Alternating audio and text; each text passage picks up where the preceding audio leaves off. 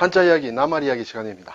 이번 시간은 빙의라는 말을 한번 살펴보겠습니다. 우리 빙의라는 말 요즘 꽤 하죠. 네. 빙의란 것과 관련된 어떤 문학 작품도 있고, 영화도 있고, 드라마도 있고 많이 있습니다. 자, 이 빙의 현상이다. 또는 빙의 정상이다. 이런 얘기도 하고, 빙의, 귀신 들림 정상. 이런 표현도 있었습니다. 그리고 누군가 내 몸에 빙의했다. 네, 이런 의미로 이제 빙의란 말을 많이 쓰는데 이것이 정확하게 무슨 뜻인가 하는 것을 한번 살펴보겠습니다. 네, 빙은 기댄다는 뜻이에요. 잘 보기 힘든 글자다. 그렇지만 좀 낱말을 만든다. 의는 의지한다. 기댄다는 것도 의지한다는 것이죠. 의지하고 의지한다. 네, 기본적인 의미는 그렇다. 자, 기댈 빙은 또 탈빙자, 올라탄다는 얘기예요. 그리고 성시로 쓸 때는 이제 풍으로 읽는다. 우리나라에도 아마 조금 풍시가 조금 있는 것 같습니다. 그리고 마음심이다. 자, 탈빙은 보니까 어른빙자의 말맞자다. 그렇죠? 네. 자, 연유는 어떻게 되는지 모르겠습니다만, 여기에 탄다. 그리고 업신여긴다. 기댄다. 의지한다. 또 물을 걷는다. 이런 뜻이 있습니다. 이것이 기댈 빙이다. 자, 의지할 의는 사람이 옷을 입고 있다. 이렇게 보면 되겠죠. 옷을 하나도 입고 있지 않다 하면 상당히 불안하죠. 그런데 옷을 입고 있으면 뭔가 마음의 의지가 된다. 여러 가지 활동할 수 있다. 일단 그렇게 보겠습니다. 그래서 빙이다. 국어사전을 보니 다른 것에 내 몸이나 마음을 기댄다. 의지한다. 그것이 빙이다. 그런데 이러한 뜻으로는 아마 거의 쓰이지 않을 것이다. 그런 생각이 듭니다. 두 번째 뜻, 영혼이 옮겨 붙는다. 이런 의미로 쓰인다. 뒤에 보면 알겠습니다만 원래 빙이란 말은 이러한 뜻으로 쓰였다. 근데 언젠가부터 이러한 뜻으로 쓰이기 시작했다. 이것은 그렇게 많이 되지 않는다. 오래된 용법이 아니다. 그렇지만 대체로 요즘은 두 번째 뜻으로 쓰인다. 그래서 예문도 거의 그렇습니다. 신령이 무당의 육신에 빙의하다. 네. 어떤 신적인 존재, 신령이 무당의 몸에 들어와 있다는 그런 얘기죠. 몸에 빙의하다. 억울하게 죽은 사람의 혼령이 허약한 여인의 몸에 빙의하여 나타났다. 다 영혼이 옮겨 붙었다. 이런 뜻으로 쓰인다. 첫 번째 뜻으로는 거의 용례가 없다. 네. 이것은 다른 말로 하면 신접한다. 신에게 접한다. 또는 접신이다. 그렇죠? 또 강신이다. 신이 내려왔다. 신내림이다. 그런 것과 비슷한 의미로 쓰인다. 이렇게 되죠. 조금 더 내용을 살펴보니 타인의 영혼 또는 악귀나 원귀나 악령이 사람을 포함하여 어떤 동물의 육체 혹은 물건 안으로 들어가 옮겨 붙거나 들러붙어 깃드는 현상, 이것을 주로 빙의를 한다. 원래 뜻은 의지한다는 뜻인데 지금은 이런 뜻으로 쓰인다.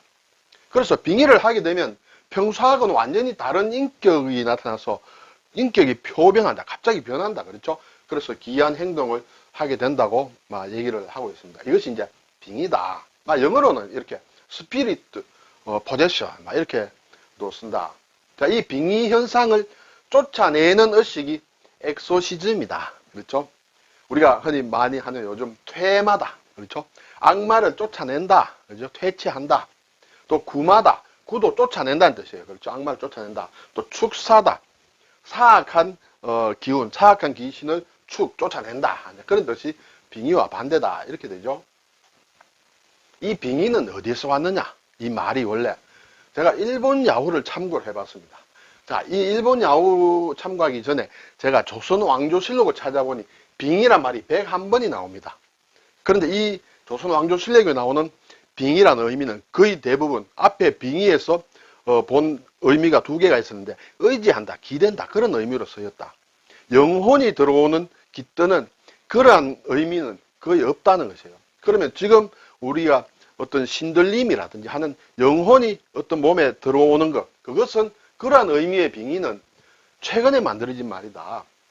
독일어 또는 영어의 이러한 낱말이 어떤 인류학이나 종교학, 민속학 등에서 학술적으로 쓰이는 이 독어와 영어가 한자 문화권에서 번역이 되면서 빙의란 표현을 찾게 됐다는 것이죠. 원래부터 있던, 오래전부터 있던 그런 낱말이 새로운 의미를 입었다. 이렇게 되겠어요. 이것은 보니 1941년에 한 학술 문헌에 빙의란 말이 등장한다. 예. 이러한 용법으로 이것이 일본 영어에 나온 것이므로 일본 자료다. 우리나라 자료가 있나 보았으니까 제가 찾지를 못했습니다. 아마 이것이 거의 처음이다. 한자 문화권에서. 이것이 뭐냐 하면 추엽강이다. 그렇죠? 일본식으로 읽으면 아키바 쿠다리라는 사람인 것 같습니다. 이 사람이 우리나라에 와서 우리나라의 샤머니즘에 대해서 연구를 굉장히 많이 한 사람으로 알려져 있는데, 이 사람이 쓴 박사학위 논문, 동경대학에 제출한 박사학위 논문에 조선 무속의 현지 연구라는 이 논문 속에 빙이란 말을 넣어서 영혼이 깃든다는 의미로 쓰여졌다. 이것이 거의 처음이다. 그러고 나서 2차 대전 이후에 1945년 이후가 되겠죠. 그때부터 상당히 일반화되었다는 것이고, 이것을 볼 때 제가 추측하긴 되는 이러한 의미로는 일본에서 이 낱말이 건너온 것이 아닌가, 그런 것이죠. 물론 우리나라 조선왕조실록 조선 초기부터, 그렇다면 고려시대에도 있었을 것이고 저는 그렇게 생각이 됩니다만, 있었지만 의미를 바꾸어서 들어온 것은 이때부터다, 이렇게 되겠습니다. 자, 이제 글자를 좀 살펴볼까요? 기댈 빙자였습니다. 그렇죠? 기댄다, 의지한다, 그리고 붙다, 귀신 들리다 라는 의미로 요즘은 많이 쓰인다, 이렇게 되겠죠. 빙이라고 할 때는. 자, 이 빙자가 만드는 낱말은 또 빙의 이외에도 또 있습니다. 빙자한다, 무엇을 빙자한다, 핑계 삼는다, 구실한다 할 때 빙자다. 빙은 뭐 기댄다. 자도 어떤 기댄다는 뜻이다. 원래는 깔개다. 밑에 까는 것은 뭐 기댄다, 그런 의미가 되겠죠. 그래서 무엇을 핑계로 삼는 빙자 할 때 쓴다. 또 정빙이다.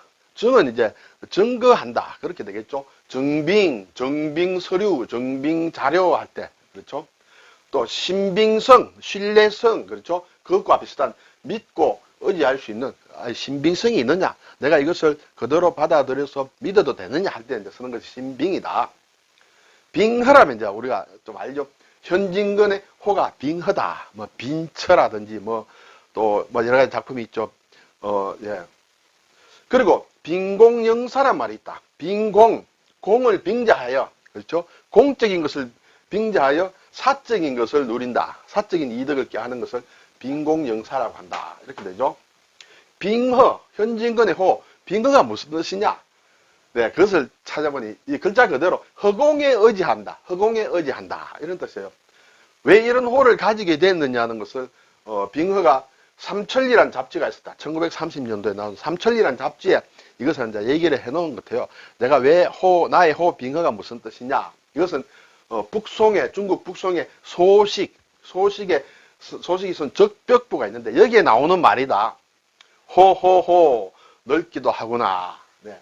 빙허 어풍이 허공에 의지하여 바람을 타고서, 이 말이 굉장히 마음에 와닿았다. 그래서 허공에 의지한다, 빙허란 호를 가졌다, 이런 설명이 있었습니다. 그리고 자료를 보니까 저도 몰랐습니다만 영월에 가면 빙허루라는 누각이 있다. 네, 그래서 강원도 영월군의 주천면, 그렇죠? 주천면에 보면 이러한 누각이 있다. 이것이 빙허루다. 네, 이런 것이 있는 것 같습니다. 자, 의지할 의자를 보면 귀의한다. 귀는 돌아간다는 것이죠. 귀의한다. 귀의삼배. 예, 귀의삼배죠. 예, 불교 용어다. 불법성으로 귀의한다. 그런 것이 있는 것 같습니다. 의탁한다. 그렇죠? 의탁한다. 탁도 부탁한다, 맡긴다는 뜻이죠. 무의탁 노인이라든지 의탁할 곳 없는 것. 의거한다. 어떤 근거를 얘기합니다. 근거에 기대는 것이 의거다. 또 의지한다는 것도 마찬가지죠. 의뢰한다. 그래도 신뢰할 만하다. 의뢰한다. 의뢰인. 의존한다. 의존적이다. 또 구태의연하다. 옛날과 똑같다. 그렇죠. 그런 의미로 쓰인다. 자, 이 의자를 의자 옆에 오디자가 있었습니다. 오디자와 관련된 낱말이 상당히 많겠죠. 왜냐하면 옷이라는 것은 우리 사람의 필수품이기 때문에. 그런데 관련된 낱말을 보니 많이 있는 것 중에 몇 개만 찾아왔습니다. 마이다. 그렇죠. 네, 배옷이다. 이렇게 되겠죠. 마이태자. 수이다. 수이. 예. 우리가 염을 할 때, 염습을 할 때 하는 것이 수이다. 의관이다. 옷과 모자를 뜻한다. 의상이다. 네. 의는 웃도리를 얘기하고 여기서 상은 치마를 얘기한다. 의상실이다. 의식주. 그렇죠. 그리고 지의류. 이렇게 어떤 식물 같은데 이끼까지 포함해서 그런 지의류다. 나무나 바위에 끼는 것들도 있고 또 다른 식물도 있는 것 같습니다. 차기 하면 옷을 입는다는 것이죠. 차기. 반대는 이제 탈의가 되겠습니다. 자, 인상착의란 낱말이 우리가 잘 씁니다만, 인상은 그 사람의 생김새다. 착의는 옷차림이다. 어떤 사람에 대해서 인상착의가 어떠냐면, 인상이 어떻게 생겼더라. 그것뿐만 아니라 입고 있는 옷이 어떻더라. 무슨 색깔의 어떤 옷을 입었더라 하는 것까지 합쳐서 인상착의다. 그렇죠? 인상착의를 얘기했을 때는 옷 입은 것까지 포함되는 것이다. 이렇게 볼 수 있죠.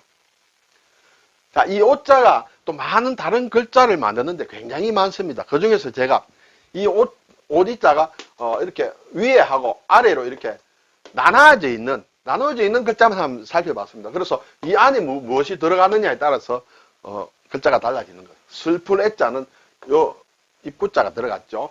네. 속마음충은 이렇게 가운데 중자가 들어갔습니다. 그렇죠? 예. 오늘 뭐 뜻은 제가 더 이상 말씀드리지 않겠습니다. 도울 양이라는 글자에도 위와 아래가 나눠져 있다. 품을 회자도 마찬가지죠. 위와 아래가 나눠져서 오리자가 나눠진 것이다. 겉표자도 마찬가지예요. 요 윗부분과 아랫부분으로 나눠져 있다. 속을 뜻하는 속리도 마찬가지예요. 요것과 요것이 나눠져 있다. 나눠지고 남은 것은 마을리자다. 발음 기호가 요 안에 숨어 있습니다. 성배시 할 때 성배자도 안일비자가 오디자 안에 들어가 있다. 네. 또 길일포, 포상을 한다 할 때도 보자, 보할 보자가 안에 들어가 있다. 그렇죠? 더러울 설, 예, 외설이다 할 때 설도 이 안에 글자가 들어가 있다. 골용포 할 때 곤도 아래에 들어가 있다. 그래서 오디자가 이렇게 아래 위로 나누어져서 만드는 글자도 상당히 있다라는 것을 제가 한번 살펴보았습니다. 오늘 빙의는 일본과 우리가 같이 쓴다. 어원적으로 볼 때는 일본에서 이렇게 우리 조선 무속과 관련된 것을 논문을 쓰면서 나온 의미이지 않느냐. 원래 빙의는 따로 있다. 뜻은 그렇죠. 그렇지만 요즘은 빙의라고 하면 그런 의미로는 거의 안 쓰인다. 이렇게 봐야 되겠습니다. 중국은 빙의라고 하지 않는 것 같습니다. 부신이다. 몸에 들러붙었다. 그런 의미인데 글자를 보면 빙자는 이 간체자가 이렇게 쓰인다. 네. 그리고 의자는 같다. 이렇게 되겠습니다. 네, 오늘 빙의란 낱말 한번 살펴보았습니다. 감사합니다.